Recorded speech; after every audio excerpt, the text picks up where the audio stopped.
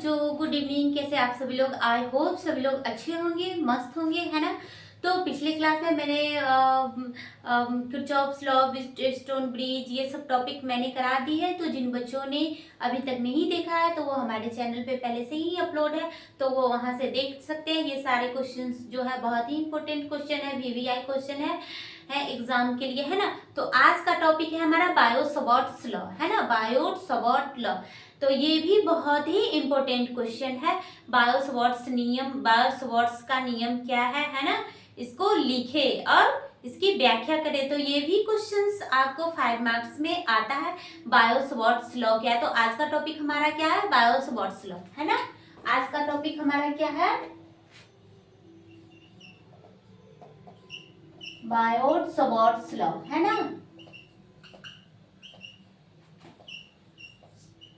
बायो-सवार्ट्स law, बायो-सवार्ट का नियम, है ना।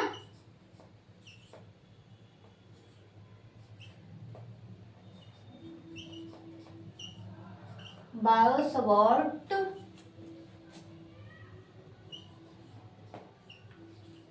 बायो-सवार्ट्स का नियम, है ना।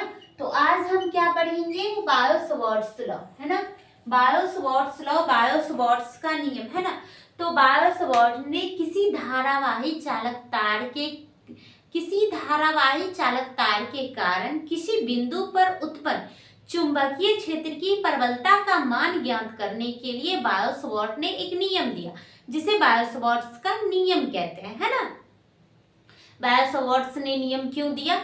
किसी धारावाही चालक तार के कारण किसी बिंदु पर उत्पन्न चुंबकीय क्षेत्र की प्रबलता का मान निर्धारित करने के लिए बायो-सवार्ट्स ने एक नियम दिया, जिसे बायो-सवार्ट्स लॉ कहते हैं, बायो-सवार्ट्स का नियम कहते हैं, है ना। और धारावाही चालक तार, तो अब हम जानते हैं कि धारावाही चालक तार क्या होता है ना, उसे कैसे बायो-सवार्ट्स ने उससे रिलेटेड क्या कुछ बताया, है ना। तो पहले तो एक धारावाही चालक तार मानेंगे, है ना, ये तार है ना। तो इसके धारावाही चालक तार के एक अल्पांश पर विचार करते हैं ना। किसी थोड़ा सा एक तार है ना, तो तार के एक छोटा सा भाग, एक अल्पांश पर पहले विचार करते हैं ना। तो धारावाही चालक तार के एक छोटा सा टुकड़ा लेते हैं जिसकी लंबाई कितना है? dl, है ना। एक अल्पांश dl पर विचार करते हैं ना। इसके किसी बिंदु P पर चुंबकीय क्षेत्र की प्रबलता dB, है ना, चुंबकीय क्षेत्र की प्रबलता dB का मान ज्ञात करने के लिए बायो-सवार्ट्स ने एक नियम दिया, जिसे बायो-सवार्ट्स का नियम कहते हैं। ये धारावाही चालक तार है। धारावाही चालक तार कहने का मतलब ये चालक तार से धारा प्रवाहित हो रही है ना। ये चालक तार से I धारा प्रवाहित हो रही है ना। तो ये बायो-सवार्ट्स ने किसी धारावाही चालक तार के कारण उत्पन्न किसी बिंदु पर चुंबकीय क्षेत्र की प्रबलता का मान ज्ञात करने के लिए एक नियम दिया, जिसे बायो-सवार्ट्स का नियम कहते हैं, है ना। अब इन्होंने कैसे नियम दिया? तो पहले तो ये धारावाही चालक तार था, उसके एक छोटा सा टुकड़ा, एक अल्पांश, है ना। अल्पांश की लंबाई हम कुछ मानते हैं, जैसे dl, है ना। डी लगाते हैं, यानी कि एक छोटा सा लंबाई मापना है तो उसमें d लगाते हैं ना। एक अल्पांश dl लेते हैं, है ना। तो dl से किसी बिंदु पर उत्पन्न चुंबकीय क्षेत्र की प्रबलता का मान ज्ञात करना, है ना। तो बायो-सवार्ट्स के नियम के अनुसार ये dl से जो किसी बिंदु पर चुंबकीय क्षेत्र की प्रबलता है वो निम्नलिखित बातों पर निर्भर करती है। जैसे ये इसके लंबाई के समानुपाती होती है, चालक तार के अल्पांश के लंबाई के समानुपाती होती है। कौन? चुंबकीय क्षेत्र की प्रबलता dV, है ना। और उसके बीच के दूरी के वर्ग के व्युत्क्रमानुपाती, है ना। तो इसके बीच के तो दूरी कितना है? r। अल्पांश से बिंदु P के बीच की दूरी कितना है? r। अल्पांश से बिंदु P के बीच की दूरी r है, तो दूरी के वर्ग के व्युत्क्रमानुपाती होती है। और बायो-सवार्ट्स ने ये भी बताया कि ये जो अल्पांश से बिंदु P को मिलाने वाली रेखा के बीच के कोण के समानुपाती होते हैं। इसके बीच के कोण साइन के समानुपाती, इसके बीच का कोण कोई साइन थीटा कोण बनता होगा, है ना। तो बायो-सवार्ट्स का जो नियम था, इसके बीच के कोण के भी समानुपाती है कौन, चुंबकीय क्षेत्र की प्रबलता, है ना। तो हम लिखेंगे यहाँ बायो-सवार्ट्स ने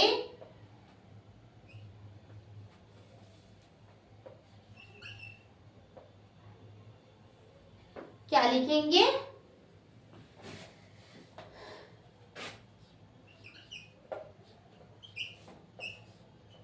बायो-सवार्ट ने धारावाही चालक तार के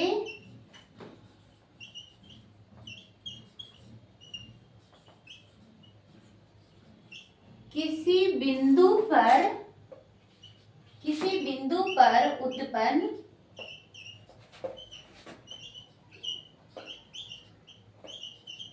बिंदु पर उत्पन्न चुंबकीय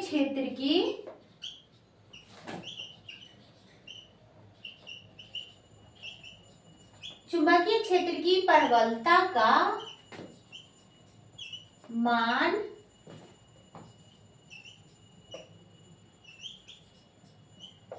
निर्धारित करने के लिए एक नियम दिए। ये तो इंट्रोडक्शन हुआ, क्यों दिए थे, है ना। एक नियम दिए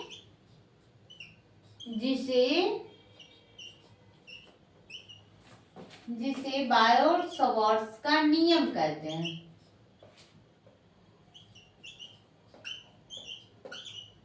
बायो-सवार्ट्स का नियम कहते हैं, है ना। बायो-सवार्ट्स का नियम कहते हैं, है ना। तो बायो-सवार्ट्स ने क्यों नियम दिया था, है ना। तो बायो-सवार्ट्स ने धारावाही चालक तार, है ना, धारावाही चालक तार के कारण किसी बिंदु पर उत्पन्न चुंबकीय क्षेत्र की प्रबलता का मान निर्धारित करने के लिए एक नियम दिया, जिसे बायो-सवार्ट्स का नियम कहते हैं, है ना। अब बायो-सवार्ट्स के नियम के अनुसार ये जो चुंबकीय क्षेत्र की प्रबलता है वो निम्नलिखित बातों पे निर्भर करती है ना। तो अब हम क्या लिखेंगे, यहाँ लिखेंगे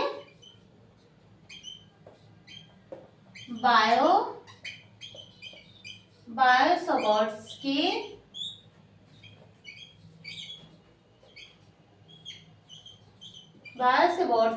नियम के अनुसार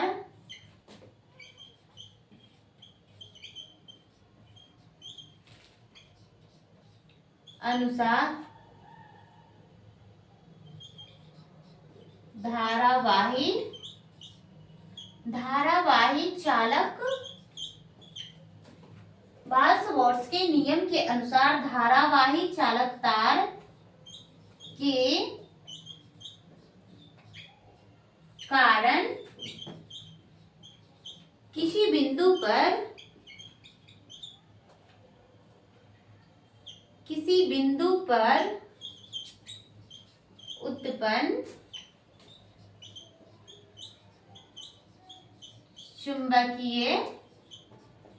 उत्पन्न चुंबकीय क्षेत्र की प्रबलता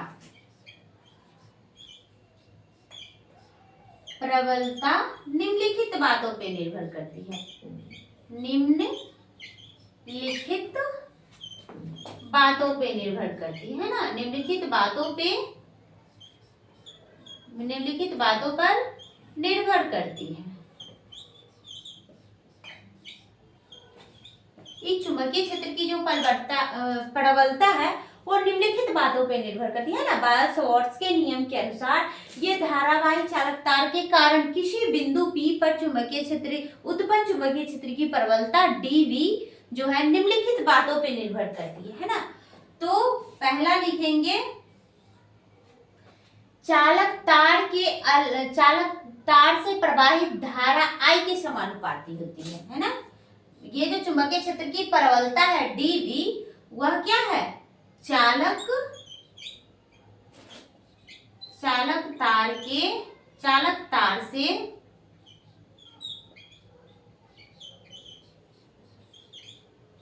प्रवाहित धारा के समानुपाती होती है।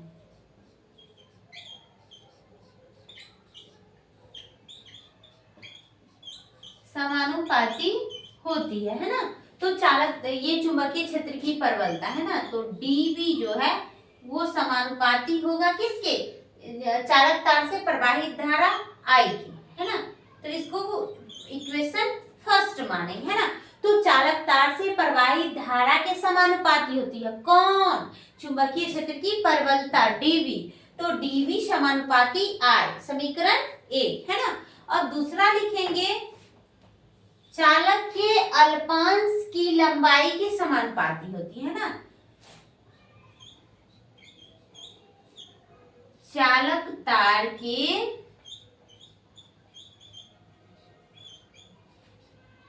अल्पांश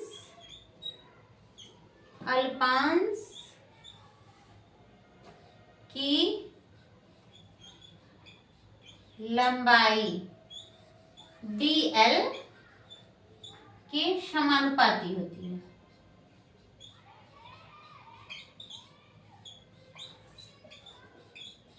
समानुपाती होती है ना। तो ये क्या समानुपाती, चालक तार के अल्पांश की लंबाई dl की समानुपाती होती है कौन, चुंबकीय क्षेत्र की प्रबलता। चुंबकीय क्षेत्र की प्रबलता जो है चालक तार की लंबाई, अल्पांश की लंबाई कौन, dl माने, है ना। तो dl के समानुपाती होती है। इसको समीकरण 2 मानेंगे, है ना। इसको समीकरण 2 मानेंगे। तो आप लोग पहले यहाँ तक स्क्रीनशॉट ले लीजिए, फिर आगे मैं बताती हूँ, है ना। तो पहले एक बार और रिवीजन कर देते हैं, समझ लीजिए, है ना। बायो-सवार्ट्स ने किसी धारावाही चालक तार के कारण किसी बिंदु पर उत्पन्न चुंबकीय क्षेत्र की प्रबलता का मान निर्धारित करने के लिए एक नियम दिया, जिसे बायो-सवार्ट्स का नियम कहते हैं, है ना। बायो-सवार्ट्स के नियम के अनुसार धारावाही चालक तार के कारण उत्पन्न चुंबकीय क्षेत्र की प्रबलता निम्नलिखित बातों पर निर्भर करती है। चालक तार से प्रवाहित धारा I की समानुपाती होती है।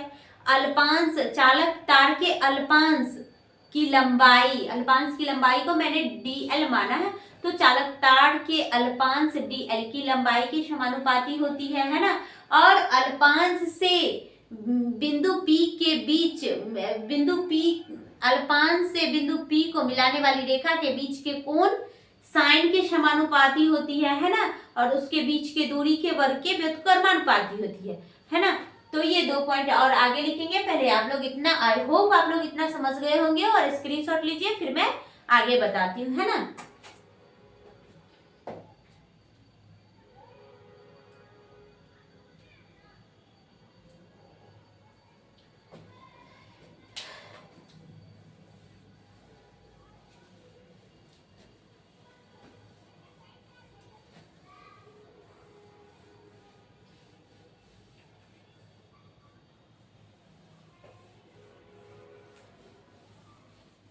बायो-सवार्ट्स लॉ जो है ये भी बहुत ही इम्पोर्टेंट क्वेश्चन है ना।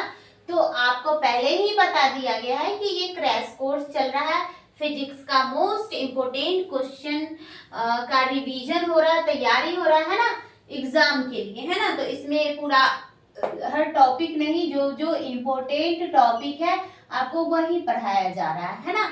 तो आप रिवीजन कर लेंगे, जिन बच्चों ने पढ़ लिया है वो एक बार रिवीजन कर लेंगे, जिन्होंने अभी तक नहीं पढ़ा है तो वो आप वीडियो को देख लेंगे, सीख लेंगे, है ना।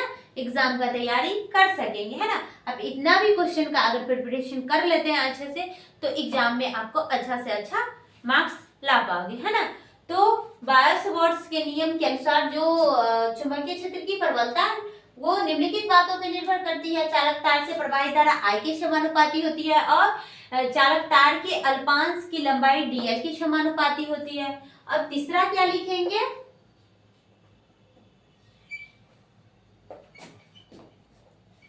अल्पांश से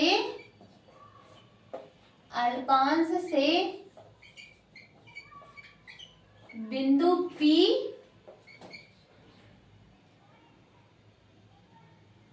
P को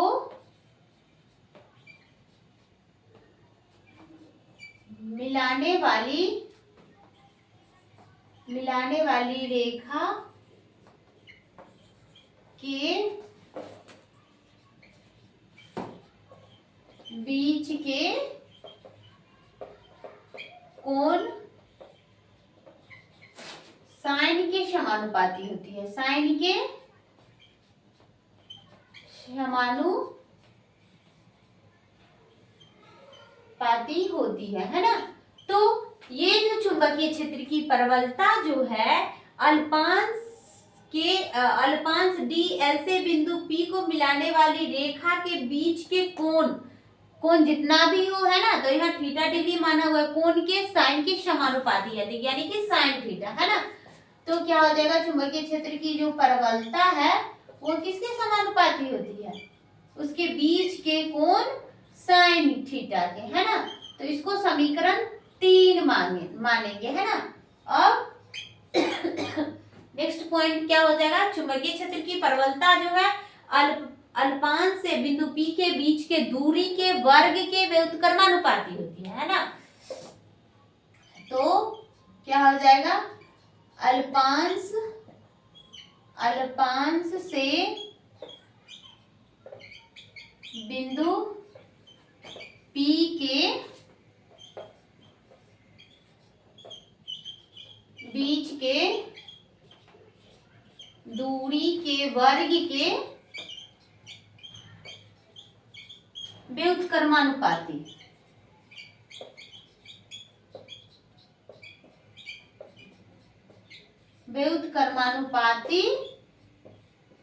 होता है ना।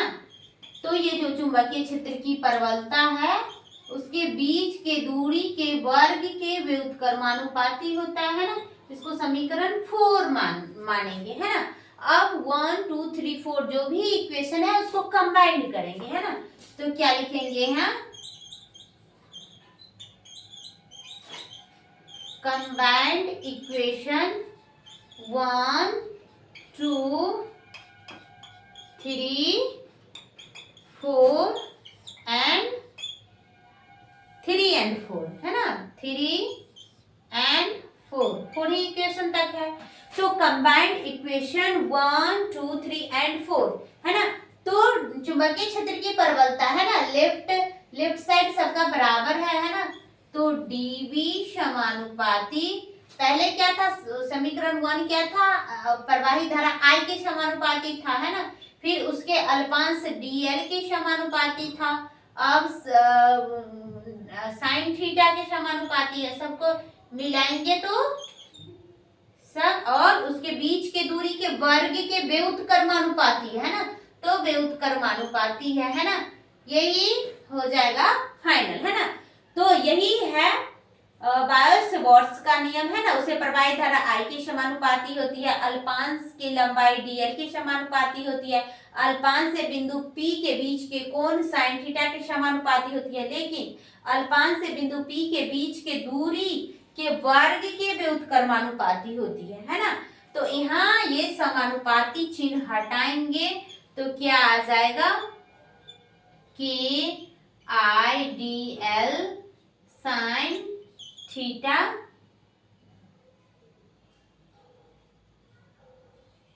KIDL साइन थीटा, है ना। क्या हो जाएगा,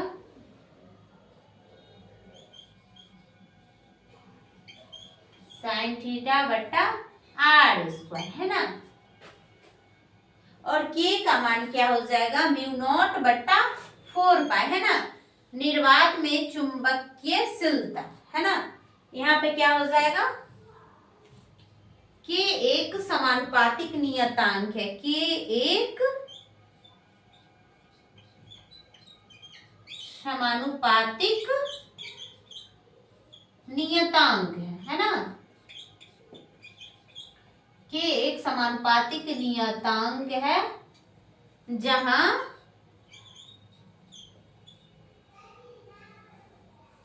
K एक समानुपातिक नियतांक है, इसका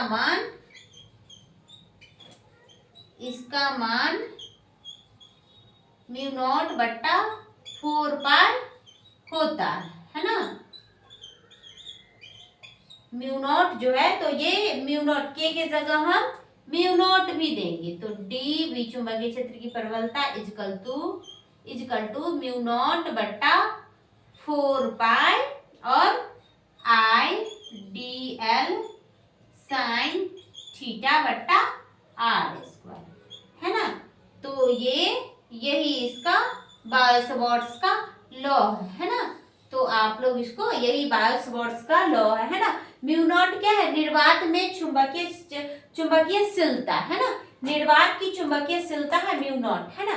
तो के एक समानुपातिक नियतांक है, इसका मान म्यू नॉट बाय 4 पाई होता है, और म्यू नॉट चुंबकीय क्षेत्र की चुंबकीय निर्वात में चुंबकीयशीलता है ना। तो यही हो जाएगा बायो-सवार्ट्स का नियम, कि बायो-सवार्ट्स ने किसी धारावाही चालक तार के कारण, है ना। बायो-सवार्ट्स का नियम क्या है, तो बायो-सवार्ट्स ने किसी धारावाही चालक तार के कारण किसी बिंदु पर उत्पन्न चुंबकीय क्षेत्र की प्रबलता का मान निर्धारित करने के लिए एक नियम दिया, जिसे बायो-सवार्ट्स का नियम कहते हैं, है ना। बायो-सवार्ट्स के नियम के अनुसार धारावाही चालक तार के कारण किसी बिंदु पर उत्पन्न चुंबकीय क्षेत्र की प्रबलता निम्नलिखित बातों पर निर्भर करती है ना। चुंबकीय क्षेत्र की जो प्रबलता है वो धारावाही चालक तार से प्रवाहित धारा I के समानुपाती होता है ना। तो dV समानुपाती I, इसको समीकरण 1 मानेंगे।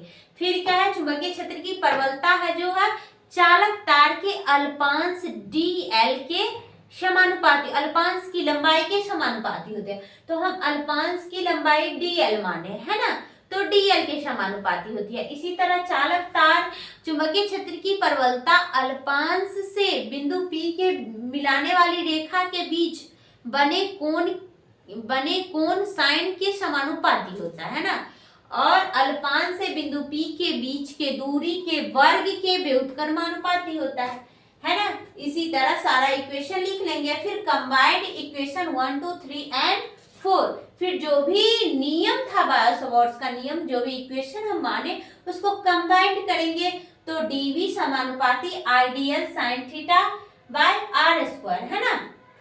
समानुपातिक चिन्ह हटाएंगे तो k आएगा, dV equal to k I dl sine theta by r square, है ना। तो k एक समानुपातिक नियतांक है, जहां इसका मान म्यू नॉट बटा 4 पाई होता है ना। dV, तो यहाँ पे k की जगह ये भी दे सकते हैं, dV equal to mu naught 4 pi जो आइडियल साइन थीटा बटा आर स्क्वायर, है ना। तो आई होप आप लोग यहाँ तक समझ गए होंगे, है ना। तो इसका प्रिपरेशन अच्छे से कर लीजिएगा बायो-सवार्ट्स लॉ का, है ना। तो ये भी बहुत ही इंपॉर्टेंट क्वेश्चन है। आप लोगों को वीडियो अच्छा लगे, समझ में आ रहा है तो लाइक करना नहीं भूलिएगा, है ना। जो लोग अभी तक हमारे चैनल पर नए हैं तो प्लीज सब्सक्राइब कर लीजिए, ताकि मेरा हर वीडियो आप तक जरूर पहुंचे, है ना। तब तक के लिए बाय बाय, टेक केयर।